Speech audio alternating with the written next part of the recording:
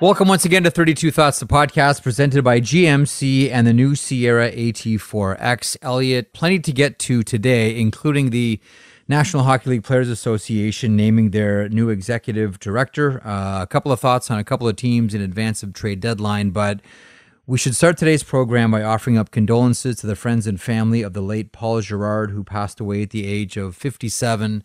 Many would know him from his time in Calgary, in Dallas, in Colorado. You've had a chance a couple of different times to speak to him, to be in his presence. I got a note from Paul's son-in-law, Dylan, saying his two daughters want everyone to know that he was the GOAT in their mind. And they say that jokingly because he would have totally played into the narrative at the house. And he was fun-loving at home. An amazing dad to both of his daughters, and he wants everyone to know that the support of the hockey world means the world to the family right now, Elliotte. One of the things Canadian hockey fans might not be as certain of him or know him as well, even though he was with the Flames and they had a moment of silence for him on Thursday night. He spent a lot more time in the United States, even though he was born in Winnipeg. He coached in the NCAA there for Omaha. He was with the Texas Stars in Utica. So I think American fans might be a bit more familiar with him. I interviewed him a couple of years ago, and he talked about networking. And his quote to me was, "You need that willingness to network to get to know people. I would never be afraid to go up and introduce myself, start small talk with someone, let them know I was around. Even if you just pop by after a game, I went out of my way to say hi to people."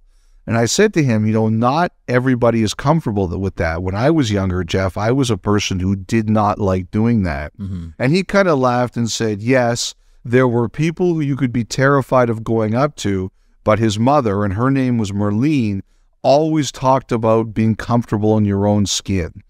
And I think that's such important advice. And it's such a good legacy for him to leave. And I would tell people, like I said to you, Jeff, I was not a person who liked doing that. I was not comfortable doing that. My father would always tell me when I was breaking into the business, do you network? Do you network? And I'd be like, shut up, Dad. Stop asking me if I network, because I didn't like it. Yeah. But it's so important. And I think that's such an important legacy to leave. You have to be comfortable in your own skin, or you won't go as far as you need to go. Hard worker, dedicated professional. The one thing that I think of with Paul Jerrard, who's the son of an immigrant family in Winnipeg, he did it the hard way. A lot of people will say, and I think rightfully so, he did it the right way. You talk about networking, building everything one relationship at a time, climbing up each single rung of the ladder to your success. And I think of the saying that there's no elevator to success, you take the stairs. And in a lot of ways, Paul Jerrard took the stairs, and along that process made a lot of people better, made a lot of people happy, and he will be dearly missed by the entire hockey community. Yes, you will. And if I could say one other thing about him, Jeff, is he was always spectacularly attired.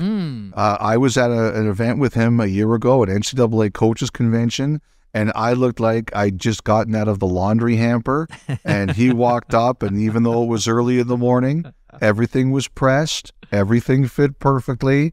It's something I failed at over time. It's the old line, dress for the job you want, but not the one you have. He always looked perfect.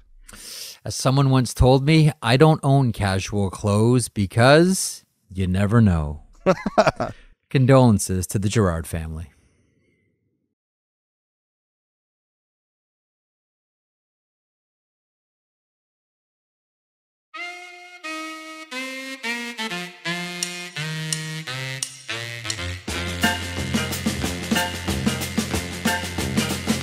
Okay, Elliotte, it's trade deadline time, as we all know, and in that spirit, I would like to submit for your consideration one Tyler Bertuzzi of the Detroit Red Wings, who, by the way, looked really good Thursday night against the Calgary Flames, setting up goals, scoring goals, looking healthy, looking like he's ready for a playoff run with somebody.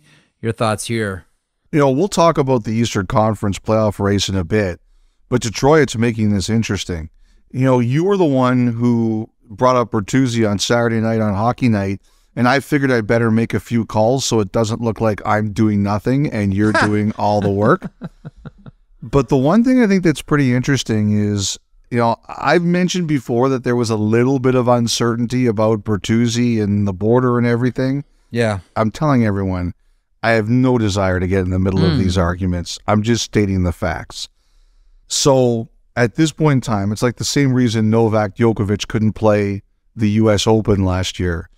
If you're not a U.S. citizen or a U.S. work visa or whatever the case is, if you're not vaccinated, you can't get into the States. Now, that changes on May 11th. All of that stuff is dropping. So Djokovic, for example, he's going to be able to play the U.S. Open no problem this year, it looks like. The question is, what happens between now and then? There's 2 rounds of the playoffs. I was told today that the Canadian teams are feeling a little more confident that this is not going to be a problem. Do they know for sure 100%? No, they don't. But because things are moving in this direction, they are hopeful it won't be an issue. And I will say that some teams are a bit more convinced of that than others. So I'm not going to say 100%, but it sure looks like it's moving in that direction. What that means is it opens the door for the likes of Edmonton, potentially Toronto, to be in on this. We'll see. I don't want to make any bold declarations, but I had a couple of people tell me that there is a confidence it's going in that way. So, Jeff, who did you have on your list of teams that you mentioned on Saturday? Tampa, Edmonton, and the Dallas Stars. I think Minnesota's in there too. Makes sense. He seems like a resident of Guerintown, which is a guy, like they need somebody who can score, and he's also kind of mean. He's skilled, and he's nasty, and he's not shy. That's the team that Bill Guerin's building there. That's a Bill Guerin guy. The only thing I look at this and I wonder is, and you said that the contract talks haven't gone very well. There were, hang on, just to be so I can clear, there were some discussions earlier on this season. Obviously, they didn't go anywhere. So the only thing I wonder about that is there any chance that the Red Wings kind of change their minds? Or the Red Wings say, you know what, we haven't been in a playoff race in a long time, and we need this.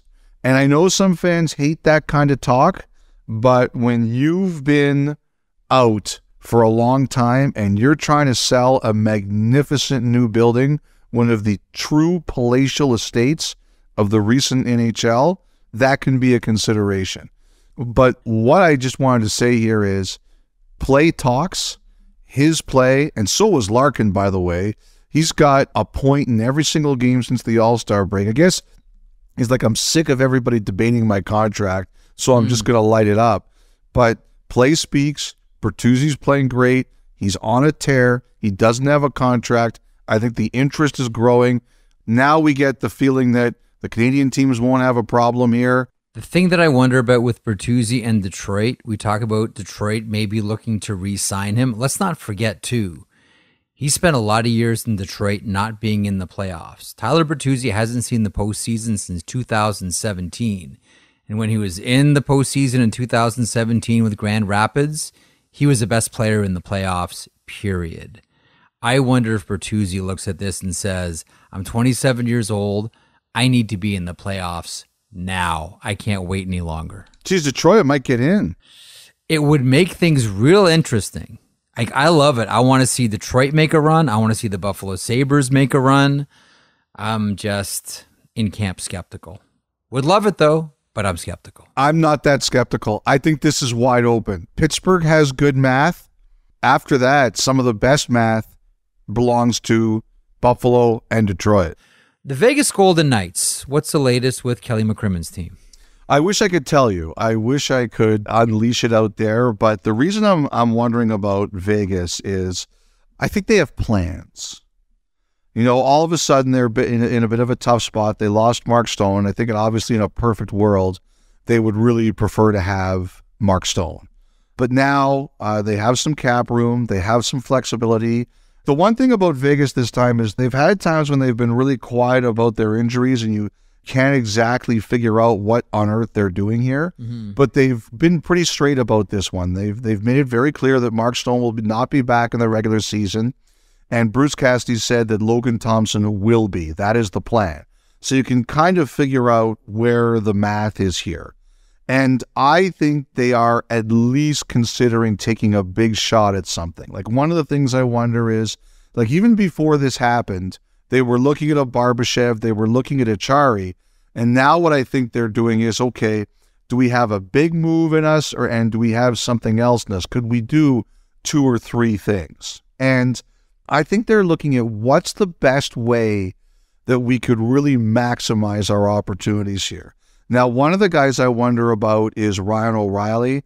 I'm not as certain now that O'Reilly is the guy they're thinking about, because I don't necessarily think they need a center, but I'm looking at all the wingers that are out there and all the other people that are out there. Like, there's Meyer, there's Van Riemsdyk, there's Kane. I mentioned Barbashev. Ashari would be a depth center. What about Besser? Besser, the only thing I wonder about with Besser is he's got term. Yes. Like everybody else I've mentioned, Van Riemsdyk, Meyer, Kane, Barbashev, those are all free agents. So with Stone coming back next year, we hope and we assume, and maybe deep in the playoffs, I'm not sure Besser with term makes any sense. Everybody asks me, who's your team to watch? I picked Toronto because I'm in Canada. And Toronto's the biggest team, and they suck up the most air, and I'll always pick Toronto. But I think Vegas is on that list too. I'm really fascinated to see what they're going to do, and I think they are looking and exploring bigger and smaller options.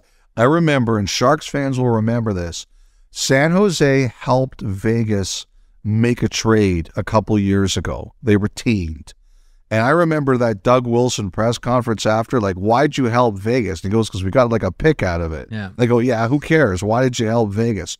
Like, I wonder what San Jose would think about doing Meyer there. And what would those fans think?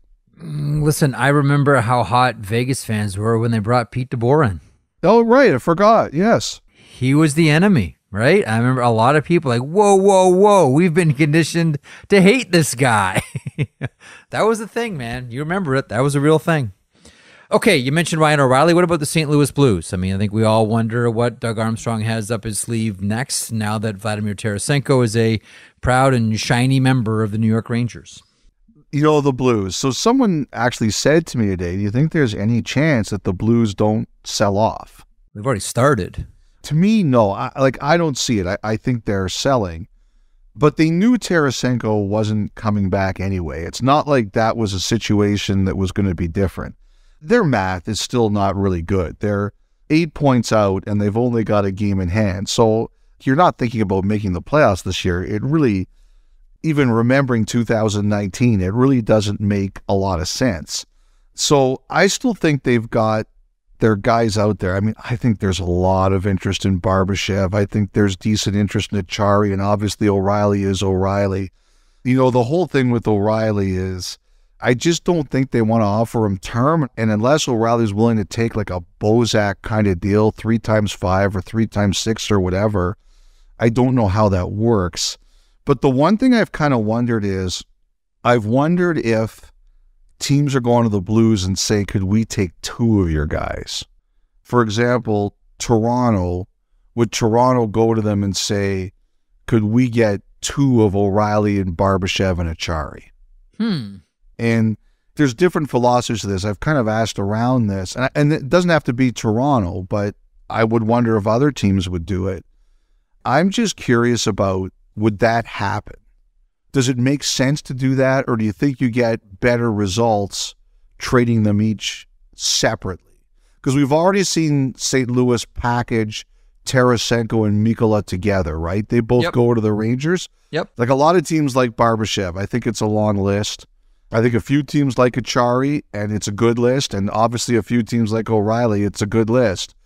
I really wonder if we're going to get that. Somebody pitches them and says, we want 2 of them. We'll see. Another team that we're curious about, the general manager spoke on Thursday, is the Ottawa Senators. And Pierre Dorion comments about the next 7 games. He maintains the next 7 games leading up to that game on the 2nd against the New York Rangers are going to dictate which direction Ottawa goes in. Right now, probably everyone is wondering, are we a buyer or are we seller? For us, let's see where these next 7 games take us. I think we have to pretty much decide. We have a plan in place if we're going to be a buyer, if we're going to be a seller.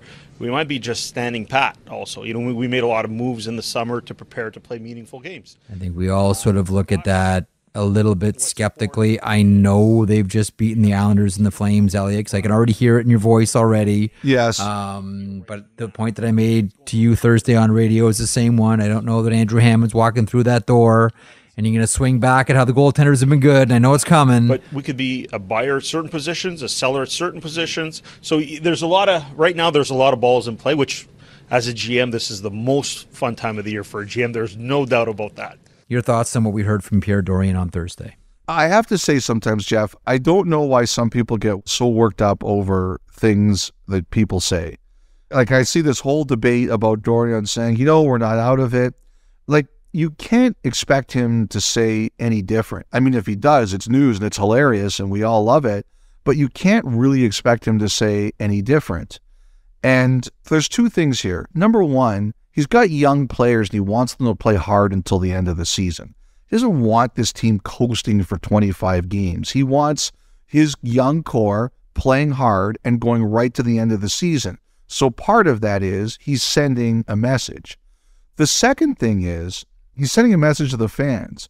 They've got 29 games left. I don't know how many of them are at home. You don't want their fans saying, the GM says we're out of it, we're not going to the game. Like that's like bad marketing 101. Just really bad marketing 101. And it's a situation where he's just trying to keep everybody in a proper mindset, the fans and the players. Like, people get so upset when Bettman says, we've got research saying everybody loves the digital boards. Like, what do you expect him to say? Yeah, these suck, but we're making so much money on them, you're stuck with them. Like, he's just not going to do that. So I think people have to kind of take a step back from that. Look, I'm not surprised they're not trading DeBrincat. On that point, I will say Alex DeBrincat's not being traded. No chance. So we'll just see what it goes at the end of the year. But and if we've signed a contract with him before then, we'll see what happens. But he's not getting traded. So how would you assess this season? I don't like to speculate on Hamonic, but he's just been through a lot of stuff where he's asked teams to respect that he doesn't like to be moved certain places. So I just stay away from that when it comes to moving Hamonic. I think he's going to try to move Talbot. I don't think they're signing him, but they need him to come back and play.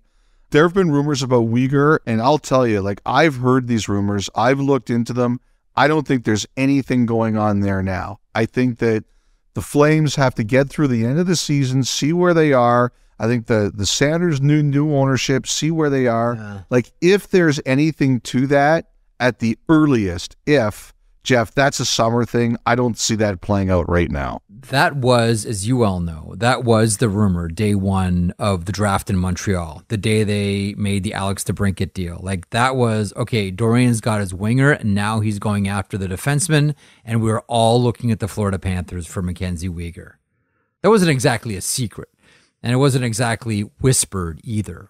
That was very much out there. I think the thing is, it makes a lot of sense, right? Uyghur is totally. A guy from that area. It's a home run in a lot of ways. But that was before he was signed to this extension. Also, I think if you're Calgary in the long term, you traded for the guy for a reason. You want to make it work. I just think, look, this has been a really hard year in Calgary. They can still save their season. There's still time, playoff-wise, to save their season, which matters there. But I heard this rumor. I checked it. I was told nothing right now.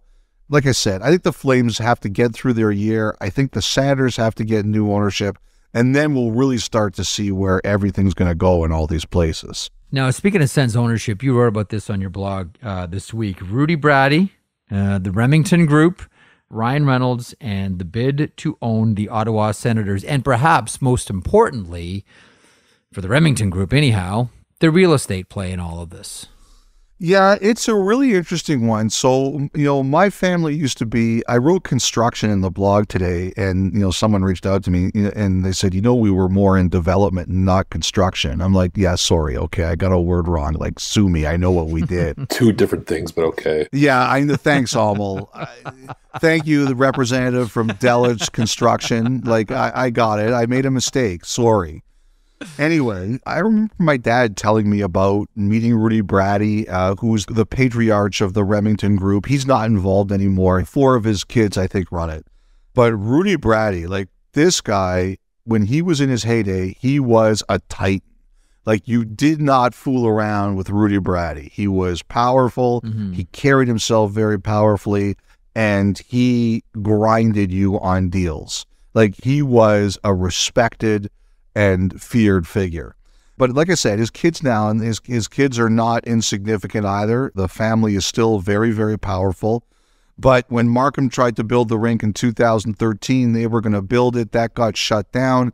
Like, the city council wanted to give them the rink, but I remember I was at the city council meeting, and let me just say, if you want me to hate you more, make me cover a city council meeting. Those are the worst. I had to do that when the Scotiabank Arena was being built. I had to do that for this. And I remember there was enormous public interest. Like, they came out there and they forced the politicians to back down. They made it very clear that if they gave public money to this, that was not going to happen. They were going to get it at the ballot box. So they backed down, they walked away.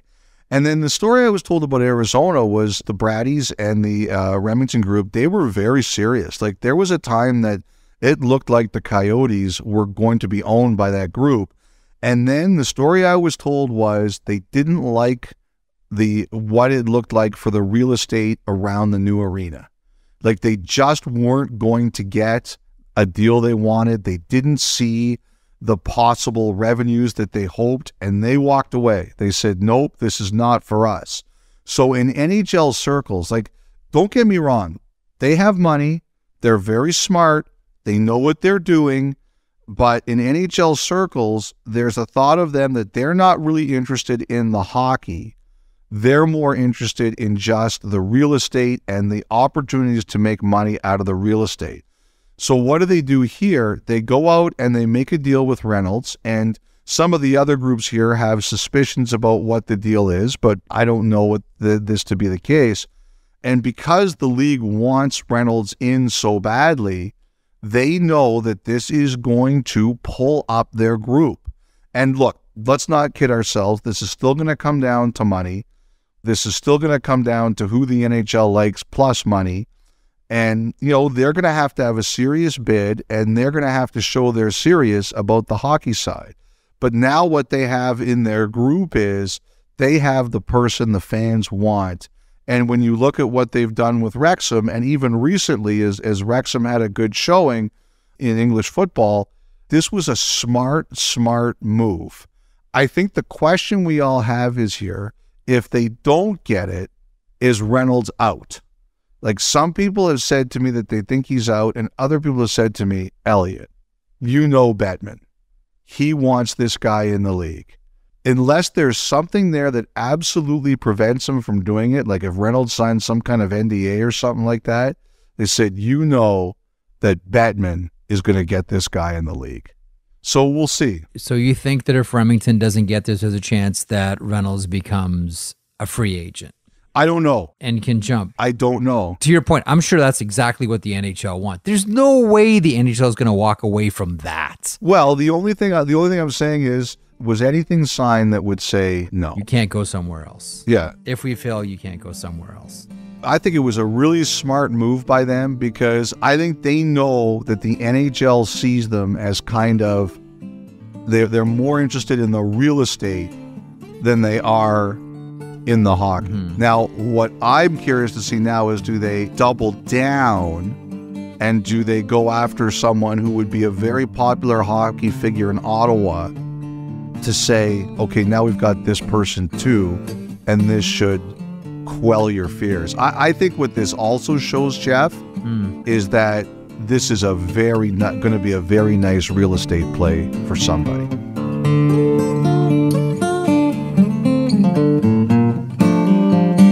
listen to 32 Thoughts, the podcast, ad-free on Amazon Music, included with Prime.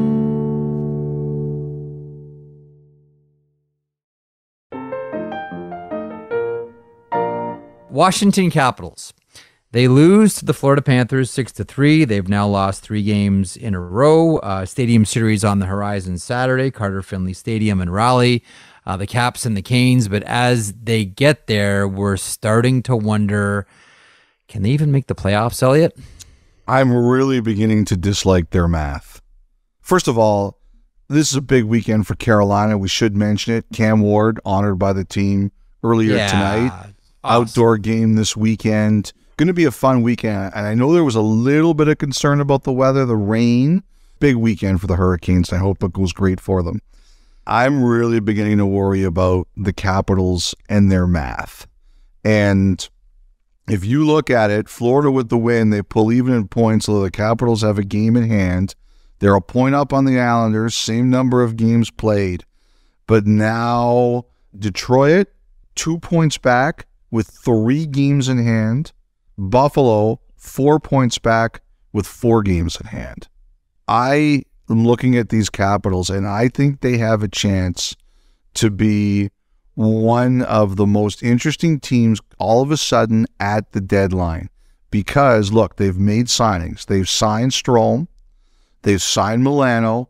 I hear they're trying to sign Orlov, although some people tell me, I wrote it in the blog on Wednesday night for Thursday. I'm always careful about this stuff because things can change. But I had some people tell me it was proving to be a challenge. And, there's still a couple of weeks, so you never know where this goes. But if the Capitals decide, hey, I don't like this, and we want to create some roster flexibility, they've got some pieces that they could put out there that would, I think, be really interesting to some other teams. They have a chance to be low-key one of the real fascinating teams on this deadline. You've said this many times. They're not a team to rebuild or step back. Like they're in going for it mode. But I wonder if there's any chance, if this doesn't get better over the next 2 weeks, that they kind of say, you know what? Let's see if we can take advantage of some struggling teams this summer or some teams that need cap room this summer. I'll tell you what someone else said to me. He said, who should be in the Norris conversation? I said, who's that? He goes, John Carlson. Because look at how much they've been struggling since he's been out. If this doesn't prove how good a defenseman John Carlson is, he said, none of you guys are ever going to notice. Okay. Jeff, I don't think we're going to know the outcome of this for a few days, so I don't want to make any guarantees. But Thatcher Demko tweaked something at practice on Thursday. And I think the one thing everybody is being careful here is don't jump to conclusions about what it means, because I don't think they're going to know for a few days. But there was something, and it is a setback. Everyone's hoping it's not the worst case scenario, but nobody seems to know yet for sure. Hopefully he's fine and he can play. It's been a brutal year for him. I don't know if he did something in some previous life that it's all getting piled back on him this year, but just tough year, and I have no doubt he wants to play. Okay, Elliotte, Friday the Edmonton Oilers take on the New York Rangers, and Kyler Yamamoto will be in the lineup, but Thursday came and went, and nobody was placed on waivers. What's happening with the Oilers and their roster? It's been a wild week. We've sometimes expected Puljujarvi on waivers. I had people who thought on Thursday that Warren Foegele would be on waivers, and then Puljujarvi missed practice, and they asked Jay Woodcroft about it, and he couldn't even keep a straight face. Asked for the update on the individuals who were not practicing today, Kane, Puljujarvi, and Vinny, I believe. Yeah, we had a couple maintenance days going on and kept some people off the ice, make sure they're getting the right amount of rest, and we'll see. Yeah. With the exception of the... I'd be very happy to play cards against him. Are you bluffing? No, with a big smile on his face. You know he's bluffing. Do you have a good hand? Like, are you holding... Did you just draw an inside straight? Do you have a full house? No. And he'd be laughing, so you know he'd have a really good hand. By the way, Jay Woodcroft, big fan of Dan Carlin, the podcaster. Huge fan of Dan Carlin. You'll be defending him forever then. That's why I like him. By the way, Dan Carlin's latest podcast with Rick Rubin, highly recommended. Highly recommended. Well, just Jeff, as an aside. why don't you just recommend people listen to that instead of this? Okay, listen to Hardcore History and Hardcore History Addendum. A lot better than this podcast, I'll say. Barring something happening before the game on Friday with a Puljujarvi or a Foegele, because they won't be able to waive someone and create room for Yamamoto, it sounds like what's going to happen here is Dylan Holloway and Vincent Desharnais, who don't need waivers, are going to end up being sent down to Bakersfield. Barring something else happening here, that looks like the move. Now, this is an age-old debate. It's one we have a lot, and whether or not you're taking people off your roster who deserve to be there and earn spots, and the message that sends to your room. But one thing that's been very clear is that Ken Holland has indicated that he does not want to give away Puljujarvi for free. He could have done it for a week now, and it's clearly is not the move he wants to make if he doesn't have to. So that's where it sounds like we are, barring a trade. Okay, Vladislav Gavrikov, Columbus Blue Jackets defenseman, held out for trade-related reasons. Are we getting close to a conclusion here or warming to a conclusion? How should I say this? Have we thrown a log on the fire to warm everybody up here? Like Gavrikov is going to get moved sooner than later? How would you like me to phrase this one? Well, I think that we're throwing logs on the fire on almost a daily basis here, so that's not a bad one to do. Again, I don't think this is a coincidence about the whole Chychrun gets sat out and now Gavrikov did. I have heard, oh God, I hate saying this because it goes wrong and I look like a gigantic doofus. Gavrikov for Chychrun. Say it. Gavrikov for Chychrun. I don't think that's it. But I've had people tell me they think that Gavrikov is closer to a deal. And this was Thursday morning, so this is really dangerous. Okay. That they thought that Gavrikov was closer to a deal than Chychrun was. I've been told that I think there are teams that have seriously engaged Columbus, and there are legitimate talks going on here right now. The team I wonder about is Boston. He's been linked to Edmonton. He's been linked to LA. He's been linked to Toronto. I don't think LA would do him unless they knew they could sign him, though. Mm-hmm. You know, Carson Soucy, Seattle, Ron Francis is very quiet. I would be really wary about breaking up that group with the year they've had, but it doesn't sound like the Kraken really like the idea of letting him walk for nothing. So he's another left-hand shot out there that's a rental. I think Boston has some interest. I'm just trying to figure out if there's anybody else that's really serious. Okay, Elliotte, Chicago. Patrick Kane, Jonathan Toews. We saw Patrick Kane play against the Maple Leafs on Wednesday. It was a tilted rink. The Leafs all over him. Not the finest performance, but we know there are mitigating factors here. What is the latest with the Chicago duo? Well, I think it's easier to talk about Toews, and that is he's got, you want to see him get healthy. He's not playing right now. He's not going to rejoin the team for their final game against Ottawa. Now, he is working out, and like one of the things I was wondering was, is there any chance he just won't play the rest of this year? And I checked on the weekend, and I was told that's not what anyone's expecting. Like, he's still around the team in terms of he's around the facility, he's working out, he's trying to come back. But until he comes back and plays, I just don't know that it's going to be possible he moves. And one of the things with Toews is he's had a history of health issues recently, so you just want to know that he's okay. But I don't think that's going anywhere until he plays. The thing about Kane is I think people really want to see a burst from him. I reached out to someone who I think knows Kane really well, and this person went on at length about how Kane is really determined to show he's got a lot and he really wants to play in a winning situation and a big stage. And unfortunately right now, you just want to see him have a huge game. Like, go out and do Patrick Kane things so that it just really shows, yes. As I said to you on your radio show this week, I do not like Patrick Kane's slander. This is one of the greatest players ever who's going into the Hall of Fame, no questions asked. And I just think that people want to see like a big night from him, a burst of some kind. Now, I think the other thing teams want to see is they want to know who's really in this. because it's going to be a complicated deal. It might have to be a 3-way deal. And, you need time. We're coming up on 2 weeks from the deadline. People just want to know, like, who's in and who's out. So I think he has to do that. Who am I looking at here? Edmonton, I think they've really looked at it. Like, Ken Holland, he's going out there. He's doing all these interviews. He's saying it's dollar in, dollar out. And I think he's still looking at some big stuff. So I think they have interest. I've wondered about Vegas. You've been the person who says that Dallas makes sense. I think it does too. I think that's the kind of player they're looking for. And the only sense I really get with Toronto is I just think Toronto wants to know if this is real, that Patrick Kane actually wants to play for them. And then if the answer is yes, I guess they'll cross that bridge when it comes to it. But that's where I think it's going with Kane.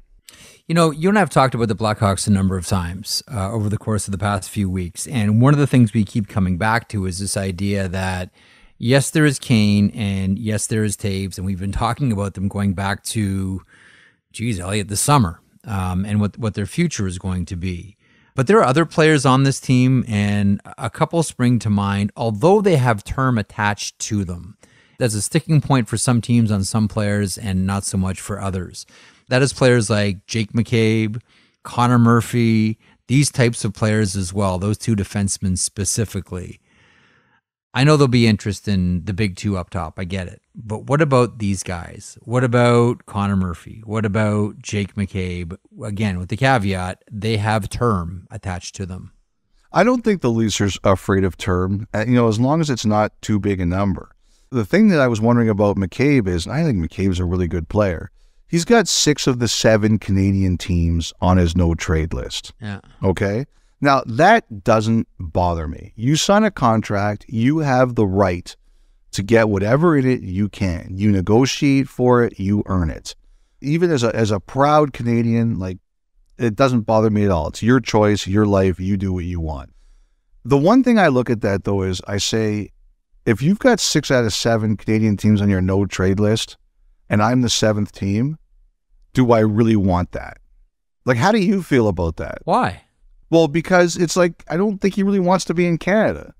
No, that seems pretty obvious. And what do we always say about Toronto, though? There's Toronto and then there's Canada. Mm-hmm. It is its own sort of different city, and that's one of the reasons why go market to market. Everybody hates Toronto. Everyone hates the Maple Leafs. Yes, and that's okay. I'm okay with all this hatred. See, I'm fine. If that's what McCabe wants, okay. I'm with you too. I'm fine with anybody playing anywhere. Like, doesn't bother me a bit. It doesn't bother me a bit, but I'm talking about as the team. Maybe if I thought I could use him for the playoffs and then see about moving him, I would. But you know what? Long term, yeah, we are different. And this is going to make people hate us even more. We are different than the rest of Canada. Our setup is different than the rest of Canada. That's the one thing I wonder about here. Is this something he really wants to do? Now, the one thing I would say is this. I would bet McCabe would want to be in a playoff. Yep. He hasn't done that.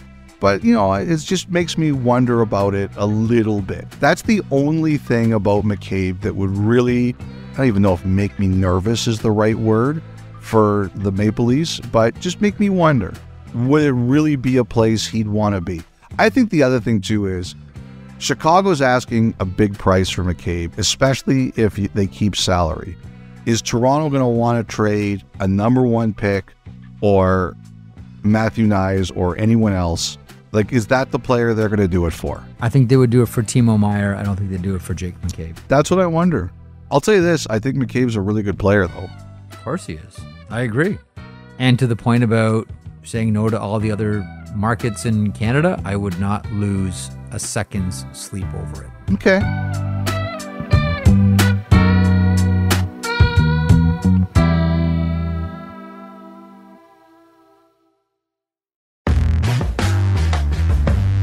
Marty Walsh and the NHL Players Association.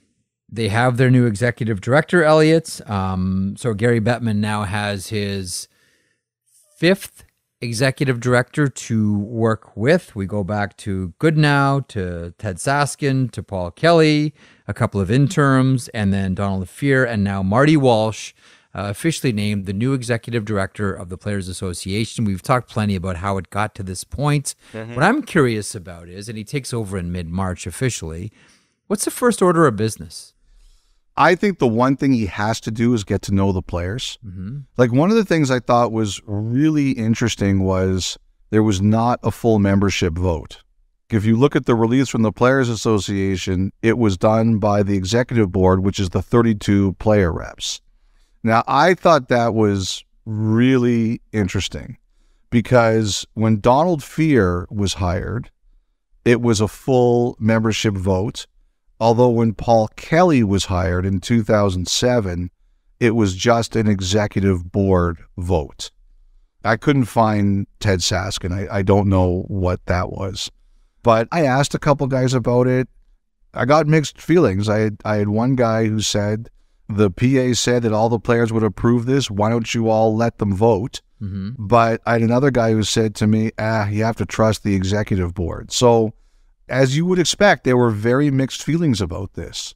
But I think the number one thing he has to do is get to know the players, because obviously not all of them voted, not all of them have met him, and he has to get to know how they all feel. I'll say this. The Bally's thing, and there was a Board of Governors call on Wednesday night, that has to be a concern. Okay, so so we're all on the same page here. So Diamond Sports Group, who owns Bally's, have missed a $140 million interest payment. There'll be a 30-day grace period now, and then it is into bankruptcy.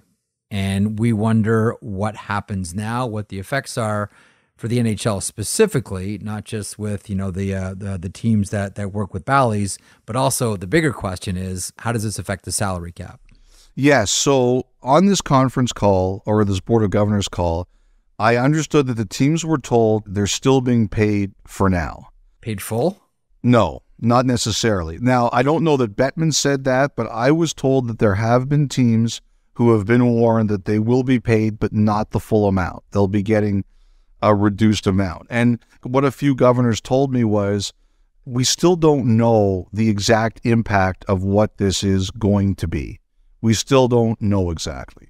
So everybody's kind of in a holding pattern. But the best analysis I got, and I think this person is right, is that it's not only the NHL, but it's the NBA and Major League Baseball. We're talking more than 40 teams across those sports and almost $1.8 billion in rights. They think that this is going to come down to the value of your rights. Like, if you're a really valuable property to the service or in your market, you're going to be okay. But if you're not a valuable property, those are the teams that have to sweat, because they'll either demand a restructuring or they'll walk away. And one of the things Rob Manfred did, who's the commissioner of Major League Baseball, is he said, look, we're going to make sure all our fans get these games. And the NHL put out like a really deep 2-sentence statement basically saying, like, we're going to do the same thing. But Manfred admitted that wherever they take those games, they're not going to make the same amount of money. So I think what Marty Walsh has to do is he has to get a handle on what this is all going to mean. Because I'll tell you, there's a feeling out there that there is a deal to be made on the cap. Even if the shortage isn't paid off by the end of this season, it is scheduled. The key phrase is scheduled before all this stuff happened to be paid off early next year. So I think there are some teams and there are some agents who have kind of talked about, can we get to a situation where since it's on track to be paid early next year, can we work out a deal, pressure the league and the player, and nobody pressures Bettman, but talk to the league and the players about, can we find a way to make a deal for next year? Because it's going to be paid off early next year anyway. And some people are hopeful that that can be done. However, now with this, that's a kick in the pants. We don't know what this is going to mean. So I think the two things he has to do is, number one, get to know his membership and learn what they think. And number two, figure out what this Bally's thing is going to mean for the players, the cap, and the ability to increase it. That's a huge, because that's the stuff the players will care about. What does this mean for our salaries? Elliotte, something else I want to mention as we wrap up the podcast for today, the passing of Paul Wieland. And casual hockey fans might not know that name. Even some hardcore hockey fans may not know that name. He passed away Thursday at the age of 84. He was a longtime Buffalo Sabres PR director. If he wasn't a day oneer, Elliotte, I'm pretty sure he was pretty close to being a day oneer with the Buffalo Sabres. A lot of the stories are online. You can find them. We'll go over a couple of them here. Not only was he the PR director, but also during Sabres practices, he was known to, hit the ice as a goaltender and take shots if one of the goaltenders was unable to go. His April Fool's Day press releases were legendary. Whether it's, forging a Ronald Reagan letter declaring the Buffalo Sabres America's team, putting out press releases announcing that the Buffalo Sabres have secured a U.S. battleship as a training facility and hockey theme park. I mean, he was a legendary prankster, and his legend will always be tied to the 1974 draft when the Buffalo Sabres, as they felt the draft was going on too long, in the 11th round, drafted a player by the name of Taro Tsujimoto. Don't look for him. He doesn't exist. From the Tokyo Katanas. Katana is Japanese for sword or saber. Get the joke there. Punch Imlach and Paul got together to cook up this phony name and this phony player and actually made the pick, which is why even to this day, every now and then you'll see a sign, "We want Taro," or a "We want Taro" chant, or something about Taro Tsujimoto in Buffalo. O-Pee-Chee actually made a card for Taro Tsujimoto years and years later. After finishing with the Buffalo Sabres, he went on to teach at St. Bonaventure University, teaching journalists, teaching broadcasters as well. I DM'd with one of his former students, a guy by the name of Bill Kenny, who just mentioned, not only was he his college professor, but just an absolutely brilliant man. Like, you can tell and you can read, online, the people that were taught by him, people that were around him or around his family, just how much he meant to people. He was the one that hired Rick Jeanneret. He served as a color analyst himself as well.